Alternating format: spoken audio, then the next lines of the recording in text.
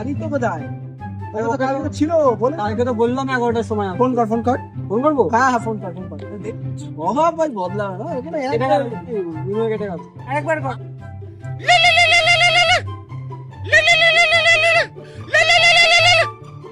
Hello.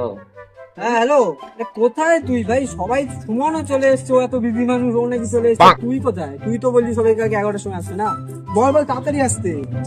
হ্যাঁ বেরিয়ে গেছি আসছি। হ্যাঁ কতক্ষণে আসছিস? 5 মিনিট।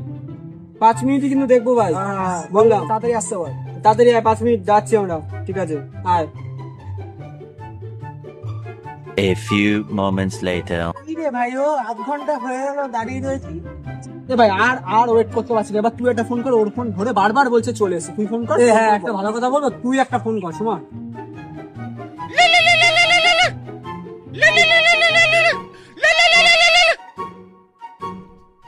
কোথায়? আসছি, সময় লাগে তো, কত দূর বল। তুমি আসছি করে তাড়াতাড়ি আসবি নাকি? হয়ে গেছে, আমি বেরিয়ে গেছি বাড়ি থেকে।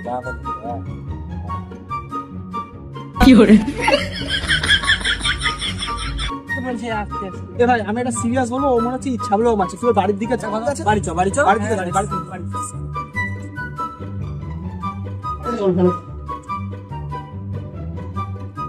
আচ্ছা বসে দেখি।